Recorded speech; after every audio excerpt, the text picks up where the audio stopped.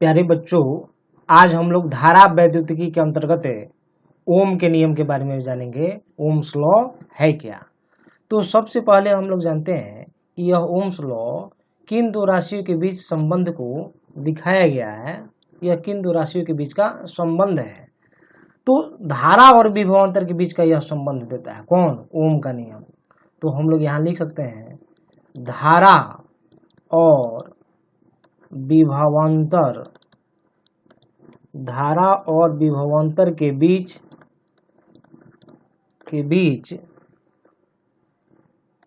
के संबंध को सबसे पहले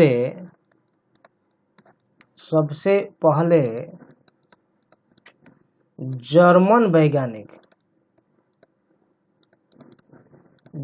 वैज्ञानिक डॉक्टर जॉर्ज साइमन ओम ने दिया, इसीलिए इसे हम लोग ओम के नियम से जानते हैं। अब सवाल है कि यह ओम का नियम है क्या, यानी कि हम लोग बोल सकते हैं कथन। ये कथन क्या है? तो कथन के बारे में हम लोग जानते हैं। तो कथन के लिए हम लोग लिख सकते हैं जब चालक की भौतिक अवस्थाएं, जब चालक की भौतिक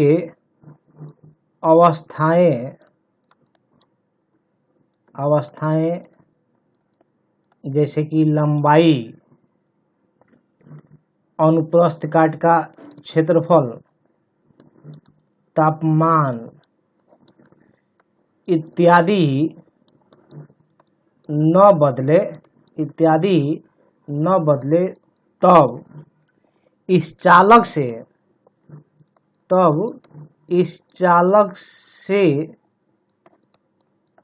से प्रवाहित धारा चालक के सिरों पर आरोपित विभवांतर के समानुपाती होती है। अतः हम लोग लिख सकते हैं यहाँ पर भी समानुपाती आई। तो बच्चों यहाँ हम लोग कथन लिखे हुए हैं, बहुत महत्वपूर्ण है यह बात। जब चालक की भौतिक अवस्थाएं यानी कि लंबाई, अनुप्रस्थ काट का क्षेत्रफल, तापमान, आर्द्रता इत्यादि ये सब नहीं बदलेगा, ऐसी स्थिति में चालक से प्रवाहित जो धारा है वह धारा उस चालक के सिरों पर आरोपित विभवांतर के क्या होती है? समानुपाती होती है। तो हम लोग लिखे हैं यहाँ अतः भी समानुपाती आई। और यह समानुपाती को हटाकर आप एक नियतांक देंगे तो हम लोग लिख पाएंगे भी बराबर आर आई, और हम लोग इसको लिख सकते हैं भी बराबर आई आर। यहाँ आर क्या है? तो आर एक नियतांक है। क्या है? एक नियतांक है जिसे क्या बोलते हैं हम लोग? प्रतिरोध कहते हैं, जिसे प्रतिरोध कहते हैं। तो ये हो गया ओम के नियम का कथन। अब देखिए बच्चों, यहाँ पर हम लोग कुछ डायग्राम यहाँ दिखाएंगे। दिख रहे हैं यहाँ पर एक डायग्राम यहाँ है, आप इस डायग्राम को यहाँ ध्यान से देखिए। यहाँ पर एक व्यक्ति है, दिख रहे हैं, यह व्यक्ति है, और यह व्यक्ति किस तरह का व्यवहार कर रहा है? प्रतिरोध का। रेसिस्टेंस का मतलब क्या होता है? प्रतिरोध। और ये वोल्टेज है, वोल्टेज ये वोल्ट लिखा हुआ है, यानी कि यह क्या हो गया? विभवांतर हो गया। क्या हो गया? विभवांतर हो गया। ये करंट है, तो करंट का मतलब क्या हो गया? धारा हो गया। तो अब देखिए ये बाधा हम लोग का है, जितना बाधा उत्पन्न करेगा, तो यहाँ हम लोग देख रहे हैं यह प्रतिरोध जितना है, प्रतिरोध का मतलब हो गया एक तरह का बाधा ना, प्रतिरोध का मतलब हो गया एक तरह का बाधा। तो यहाँ देखिए, यहाँ पर यह जो व्यक्ति है, जो पीले शर्ट वाला जो व्यक्ति है, वह इस तरफ से इस तरफ निकलना चाहता है। तो जब इस तरफ से इस तरफ निकल रहा है तो ये निकलने का इधर प्रयास कर रहा है, तो इधर जा रहा है, यही हो गया धारा। अब देखिए यह व्यक्ति यदि तेज से निकलना चाहेगा तो तेज से कब निकलेगा, जब भी का मान ज्यादा होगा। जब भी का मान ज्यादा होगा, भी का मान ज्यादा तब होगा जब यह व्यक्ति पैर से इसको पुश करेगा, यानी कि इस पर दबाव डालेगा तो यह तेज से निकल जाएगा, यानी कि भी बढ़ेगा तो y का मान क्या हो जाएगा, बढ़ेगा। यदि यह व्यक्ति धीरे धीरे इस पर जो पुश करता है तो यह व्यक्ति भी धीरे धीरे आएगा। इस तरह से भी जो है, भी किसके समानुपाती हो गया, आई का। भी का मान बढ़ाएगा, यानी कि तेजी से ही मारेगा, तेज से इसको पुश करेगा, तेज से ढकलेगा तो ये तेज से निकलेगा, और धीरे से पुश करेगा, धीरे से दबाव डालेगा तो ये धीरे से निकलेगा। इसका मतलब यह हुआ कि यह भी किसके समानुपाती है, तो आई के समानुपाती है। तो यानी कि विभवांतर धारा के समानुपाती है। यह जितना हम लोग का गैप है इसको नियत मान लिया जाता है, प्रतिरोध को नियत मानते हैं, तो फॉर्मूला क्या हो जाता है, V बराबर आई आर या आर आई भी हम लोग बोल सकते हैं। तो V बराबर यहाँ लिख दिए आर आई, चाहे आप V बराबर आई आर बोल सकते हैं। आइए यहाँ पर हम लोग ग्राफ देखते हैं। तो देख रहे हैं इस तरफ हम लोग जो है वोल्टेज दिखाए हैं, ये क्या हो गया, एक तरह का विभवांतर हो गया, और ये क्या हो गया, धारा हो गया। यहाँ पर कुछ मान लीजिए, मान लेते हैं यहाँ पर हम लोग जो है कुछ मान ले लेते हैं, और तो ये प्रतिरोध के लिए ग्राफ हम लोग का है, ये हो गया विभवांतर धारा और ये प्रतिरोध। तो यहाँ पर कुछ मान हम लोग ले लेते हैं। आप मान लीजिए यहाँ पर हम लोग जो है मान लिए 5, तो 5 वोल्ट हो गया। ये हम लोग इसका यूनिट हम लोग मान लिए वोल्ट, और इसका यूनिट हम लोग मान लिए एम्पियर में। तो देखिए यहाँ पर 5 वोल्ट पर जो है धारा का कुछ ना कुछ मान मिलेगा, तो धारा का मान लेते हैं कि 1 एम्पियर मिलता है। फिर आगे आते हैं 20 बिंदु के रिस्पेक्ट में, यहाँ पर मान लेते हैं 10 वोल्ट, तो 10 वोल्ट के रिस्पेक्ट में हम लोग का मान यहाँ मान लेते हैं 2 एम्पियर मिला। फिर आगे आते हैं इस बिंदु पर, यहाँ पर 15 वोल्ट, तो धारा का मान मिलता है 3 एम्पियर। फिर यहाँ आते हैं तो यहाँ 20 वोल्ट, तो धारा का मान मिलता है 4 एम्पियर। तो बच्चों यहाँ पर यह जो मान है, यह जो मान है सब एक समान मान मिलेगा। कैसे मान मिलेगा, तो R बराबर लिखिएगा तो V बाई आई हो जाएगा। यहाँ से देखिए R बराबर लिखेंगे तो V बाई आई, तो V बाई आई यानी कि 5 में ना, इधर से देखिए 5 में जब हम लोग 1 से भाग करेंगे तो 5 मिला, फिर 10 में 2 से भाग कीजिएगा फिर 5, फिर ये 5 ना, देख रहे हैं ना, यानी कि R का मान क्या हो गया, नियत हो गया। तो ये स्ट्रेट लाइन से हम लोग दिखाते हैं। तो ये हो गया विभवांतर और धारा के बीच का ग्राफ। अब यहाँ पर आप आइए, हम लोग फॉर्मूला लिखे हुए हैं यहाँ पर V बराबर आई आर। तो यह देखिए हम लोग को V निकालना होगा, तो I और R को गुना कर देंगे। V बराबर क्या जाएगा, आई आर, तो ये एक फॉर्मूला बन गया। अब I निकालना है तो V में क्या करेंगे, R से भाग करेंगे, V में R से भाग करेंगे तो हम लोग को मिलेगा I बराबर V बटा। R निकालना है तो हम लोग क्या करेंगे, हम लोग V में I से भाग करेंगे तो R मिल गया। इस तरह से इस फॉर्मूला के थ्रू या तो विभवांतर निकाल सकते हैं, धारा निकाल सकते हैं, या प्रतिरोध, तीनों निकाल सकते हैं, और अलग अलग रूप में हम लोग इस तरह से लिख सकते हैं। आइए बच्चों, अब हम लोग मुक्त इलेक्ट्रॉन के सिद्धांत या अनुगमन वेग के सिद्धांत के आधार पर ओम के नियम की व्याख्या कैसे की जाएगी उसके बारे में हम लोग जानते हैं। क्योंकि जो सिंपल ओम का नियम है वो क्लास 10th में क्वेश्चन पूछा जाता है। अब यहाँ पर ओम के नियम का अगर व्याख्या पूछा जाएगा तो आपको इसके आधार पर पूछा जाएगा, मुक्त इलेक्ट्रॉन के सिद्धांत या अनुगमन वेग के सिद्धांत पर। तो देखिए हम लोग किस तरह से हम लोग लिखेंगे। तो हम लोग यहाँ लिख सकते हैं, हम जानते हैं कि हम लोग पहले से यह फॉर्मूला ये पढ़े हुए हैं, VD बराबर e tau by m e into V by l. आप इसको मान लीजिए समीकरण है, और VD बराबर आप यह भी पढ़े हैं I by A N E, तो ये ए एन ई, ये समीकरण 2। तो समीकरण 1 और 2 को ध्यान से देखिएगा तो हम लोग पाएंगे कि LHS LHS समान है। देख रहे हैं यह वाला और यह वाला समान है, LHS LHS समान है तो RHS भी समान होगा। तो हम लोग लिख सकते हैं समीकरण 1 और 2 से, तो हम लोग यहाँ इधर लिख पाएंगे e tau by m e V by l बराबर I by A N E. तो इधर देखिए हम लोग आगे लिखते हैं इधर, तो हम लोग इधर V बराबर लिखते हैं, V को छोड़कर बाकी सब को इधर लिखते हैं। तो हम लोग लिख पाएंगे, तो V बराबर लिखेंगे हम लोग इधर तो आई बाई ए एन ई, इसका तो है लिख दिए। अब ये एम ई और एल इसको इधर ले जाएंगे तो हम लिखेंगे एम ई एल और बटे इधर ई टाउ है तो इधर आ गया ई और ये हो गया टाउ। टाउ का मतलब यहाँ पर है श्रांति काल से, हम लोग जो कि पहले पढ़ चुके हैं। अब इसको अरेंज करेंगे तो आप लिख सकते हैं M E by N E है, इधर ई टाउ है, दोनों को ये एन ई को और ई टाउ को एक साथ लाते हैं, ई गुने ई स्क्वायर, यहाँ लिख सकते हैं एन ई स्क्वायर और ये हो जाएगा टाउ।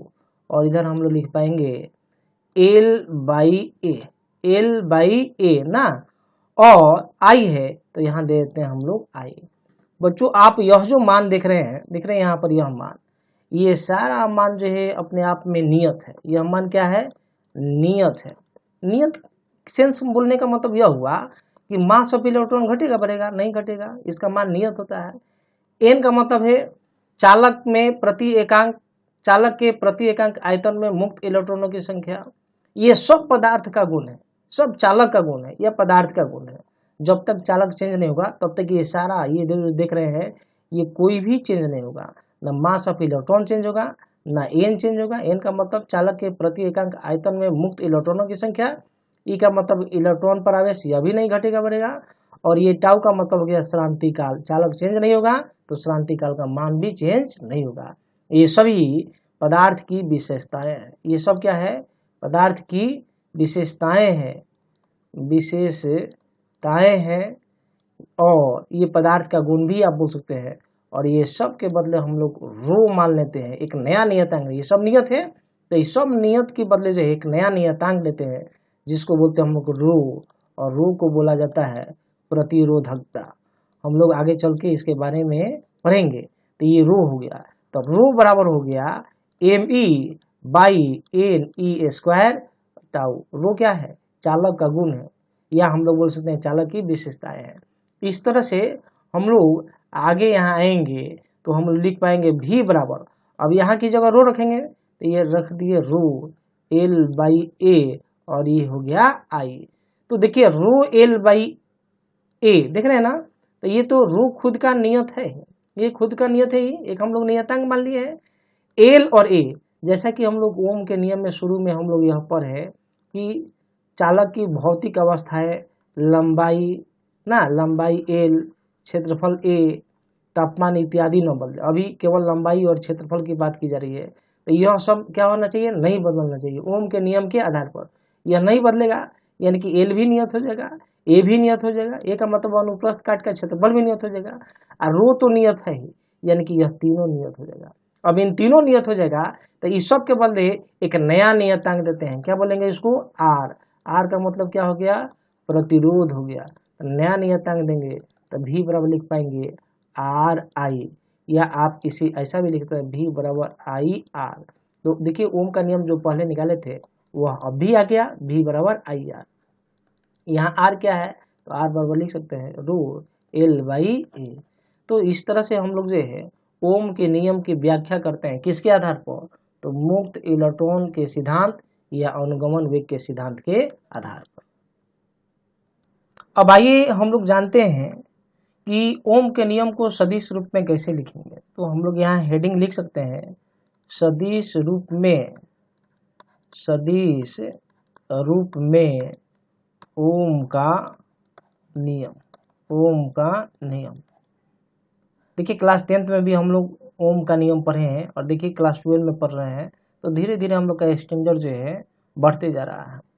तो आइए बच्चों हम लोग यह जानते हैं, आप यह फॉर्मूला पढ़ें, VD बराबर, VD का मतलब अनुगमन वेग, इंग्लिश में बोलते हैं ड्रिफ्ट वेलोसिटी। तो अनुगमन वेग के लिए फॉर्मूला गया e tau by m e into v by l. और एक और फॉर्मूला हम लोग पढ़े हैं VD बराबर I by A N E. ये हो गया दूसरा समीकरण। इन दोनों समीकरणों से, यानी कि समीकरण 1 और 2 से, समीकरण 1 और 2 से, इन दोनों समीकरणों से आप क्या लिख पाएंगे? तो LHS बराबर है RHS बराबर हो जाएगा, तो लिख पाएंगे V बाई एल ना, V बाई एल और गुना हो जाएगा e tau by m e, और ये बराबर I by A N e. V by l को इधर आने देते हैं, बाकी सबको आप उधर ले जाइएगा तो हम लिख पाएंगे V बाई एल और ये सब इधर आ जाएगा, तो इधर I by A N E और गुना एम ई अब बटे ई टाउ। थोड़ा सा इसको अरेंज किया जाए, जब हम लोग अरेंज करेंगे तो देखिए क्या मिलेगा, हम लोग लिख पाएंगे V बाई एल और इधर लिख पाएंगे एम ई और बाई, देख रहे हैं ये वाला और ये वाला एक साथ लिखते हैं एन ई स्क्वायर टाउ और गुना हो जाएगा आई बाई ए। अब यह देखिए ये सब के बदले हम लोग जो है ये नियत मानते हैं, ये सब चालक का गुण है, पदार्थ का गुण है, चालक की विशेषताएं है और इसको हम लोग रो मानते हैं तो रो लिख देते हैं। तो V बाई एल बराबर रो I बाई क्या हो जाएगा ए। बच्चों हम लोग यह पढ़े हुए हैं पहले से, E बराबर एक फार्मूला पर है V बाई एल और J बराबर फार्मूला पर है I बाई ए। E का मतलब विद्युत क्षेत्र बराबर विभवांतर बट्टा चालक की लंबाई, J का मतलब धारा घनत्व है, धारा घनत्व बराबर धारा बटे उस चालक के अनुप्रस्थ काट का क्षेत्रफल। तो यहाँ के बदले हम लोग जो ई रखेंगे और यहाँ के बदले हम लोग जो है जे रखेंगे, हम लोग रखेंगे तो देखिए क्या मान मिलेगा। तो हम लोग V बाई एल की जगह हम लोग रखते हैं ई, तो हम लोग लिख पाएंगे ई बराबर ये हो जाएगा रो है यहाँ पर देख रहे हैं ना रो, तो रो को रो रहने देते हैं और इधर हो जाएगा जे। तो चूंकि विद्युत क्षेत्र सदिश राशि है, धारा घनत्व भी सदिश राशि है, ये पहले हम लोग पढ़े हैं, तो हम लोग लिख सकते हैं अतः ई बराबर रो और यहाँ लिख सकते हैं जे। तो इस तरह से लिखते हैं और ऐसा भी लिख सकते हैं जे बराबर, तो ये रो नीचे चला जाएगा तो लिख पाएंगे हम लोग ई अब बाई ये हो जाएगा रो या 1 बाई रो और लिख सकते हैं ई, और 1 बाई जो रो है इस 1 बाई रो को हम लोग सिग्मा से दिखाते हैं और इसका मतलब है विशिष्ट चालकता। आगे इसको हम लोग परिभाषित करेंगे, विशिष्ट चालकता यानी कि विशिष्ट प्रतिरोध के व्युत्क्रम को ही विशिष्ट चालकता का नाम से जानते हैं। तो हम लोग लिख सकते हैं जे बराबर ये हो जाएगा सिग्मा और ये हो जाएगा ई। तो जे का मतलब क्या है, जे का मतलब हो गया धारा घनत्व, यहाँ लिख सकते हैं हम लोग जे बराबर क्या हो गया धारा घनत्व हो गया और सिग्मा के बारे में यहाँ लिख ही दिए हैं। आई का मतलब क्या हो गया विद्युत क्षेत्र हो गया। तो इस तरह से ओम के नियम को सदिश रूप में ऐसे ही निरूपित किया जाता है। बच्चों अब हम लोग प्रतिरोध के बारे में जानते हैं कि प्रतिरोध है क्या, जिसे रेसिस्टेंस के नाम से हम लोग जानते हैं।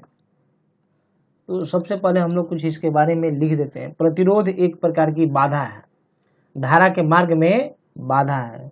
तो हम लोग यहाँ लिख सकते हैं, संपूर्ण बात यहाँ पहले लिख दी जाए, लिखते हैं जब चालक के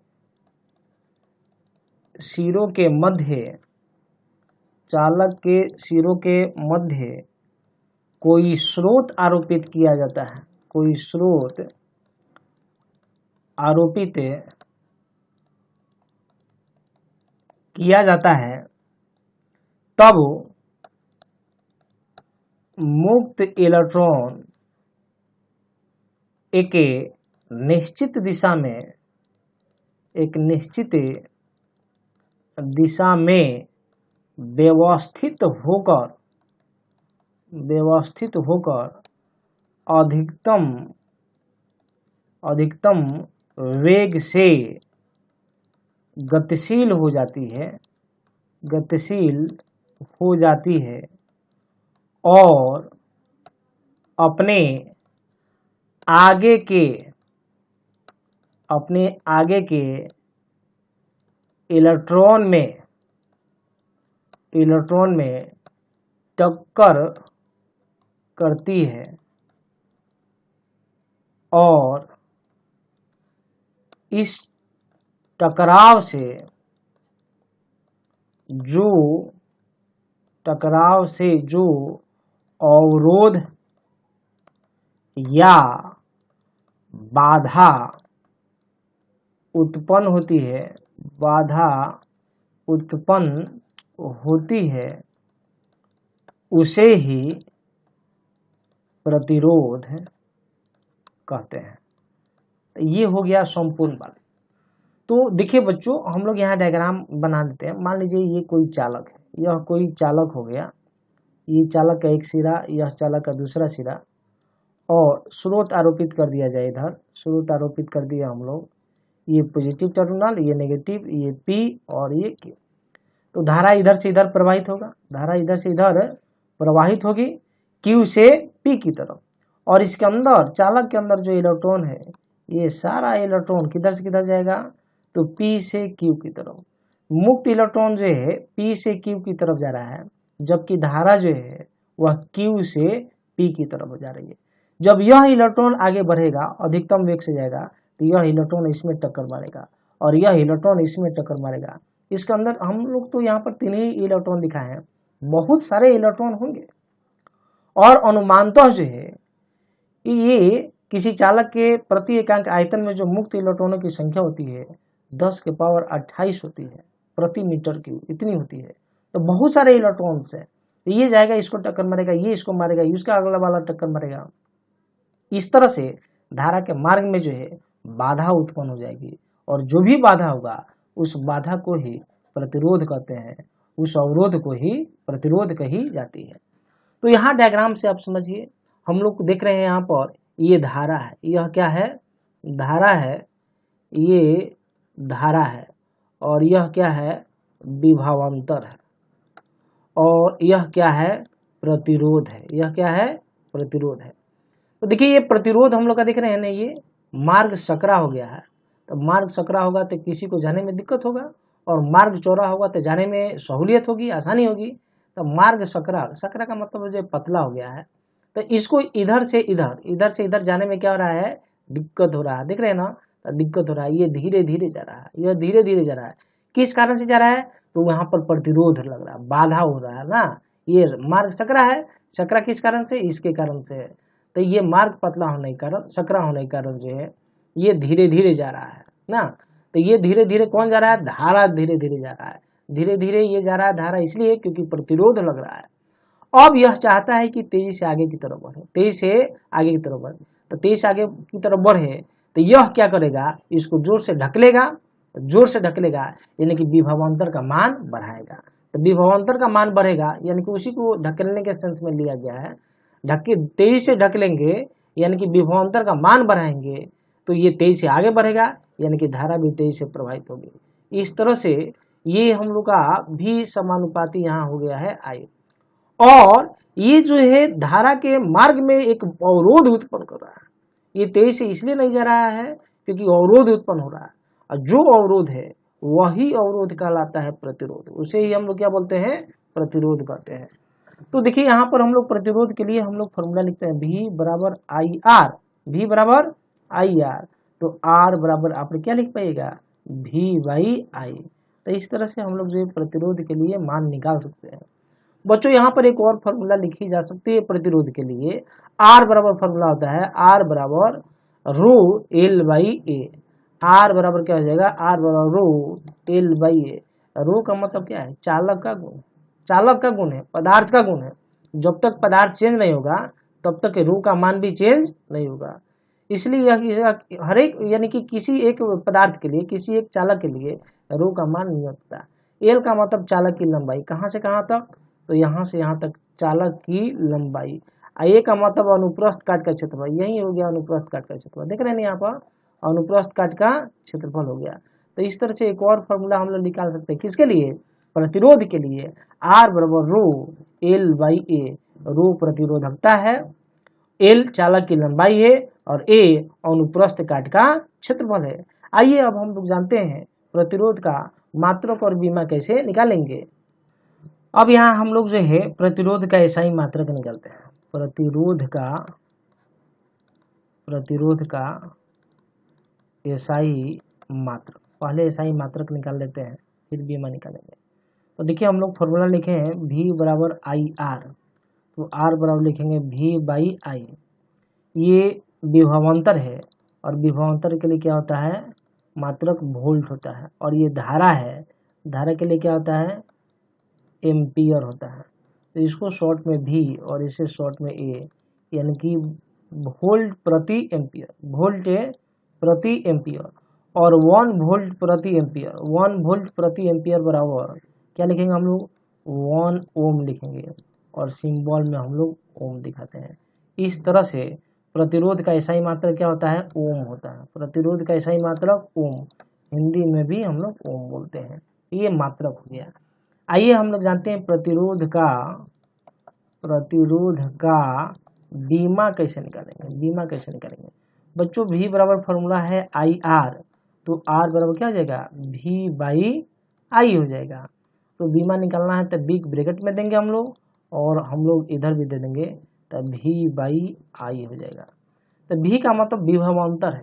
तो देखिए विभवांतर के लिए V बराबर हम लोग लिख सकते हैं फॉर्मूला एक वर्क बाई चार्ज ना, यानी कि विभवांतर वर्क के लिए क्या होता है बीमा, एम एल स्क्वायर टी के पावर -2 और चार्ज के लिए क्या हो जाएगा 80 हो जाएगा। तो हम लोग इसको लिख पाएंगे यहाँ पर एम एल स्क्वायर टी के पावर -3, यहाँ पर कुछ नहीं तो 1 है, ये ऊपर जाएगा माइनस हो जाएगा और ए के पावर -1, तो विभवांतर का बीमा हो गया। तो यहाँ पर हम लिख देंगे V का बीमा, तो एम एल स्क्वायर टी के पावर -3 और ए के पावर -1 बाई, ये हम लोग करंट है तो करंट के लिए हो जाएगा ए, इस ए को ऊपर ले जाते हैं, इस ए को ऊपर, ए पावर कुछ नहीं है तो 1 दे सकते हैं, ऊपर ले जाएंगे तो माइनस हो जाएगा, एक माइनस पहले से है।